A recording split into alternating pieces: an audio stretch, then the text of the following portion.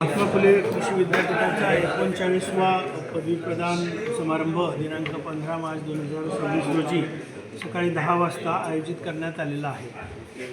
कृषी विद्यापीठातील भारतरत्न डॉक्टर बाबासाहेब आंबेडकर सभागृहामध्ये होणाऱ्या या समारंभाच्या अध्यक्षस्थानी आपल्या महाराष्ट्र राज्याचे राज्यपाल व महात्मा फुले कृषी विद्यापीठाचे कुलपती माननीय श्री जिष्णुदेव वर्मा हे उपस्थित असणार आहेत। या पदवी प्रदान समारंभामध्ये माननीय नामदार श्री देवेंद्र फडणवीस मुख्यमंत्री महाराष्ट्र राज्य यांना मानद डॉक्टर ऑफ सायन्स ही पदवी देऊन सन्मानित करण्यात येणार आहे।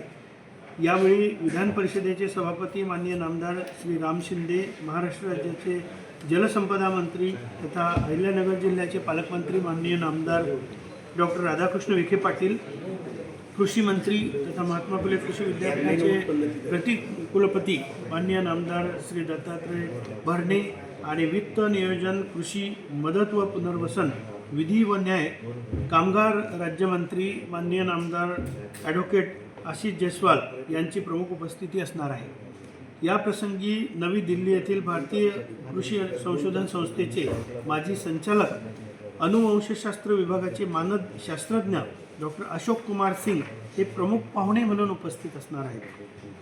ते यावेळी दीक्षांत भाषण करणार आहेत। यावेळी या समारंभासाठी महात्मा फुले कृषी विद्यापीठाचे कुलगुरू, विद्यापीठ कार्यकारी आणि विद्या परिषदेचे सदस्य उपस्थित असणार आहेत। या पदवीदान समारंभात गेल्या वर्षातील विविध विद्याशाखातील एकूण 4602 स्नातकांना पदवी, पदव्युत्तर, आचार्य पदवीने कुलपती मान्य श्री जिष्णुदेव वर्मा यांच्याद्वारे अनुग्रहित करण्यात येणार आहे।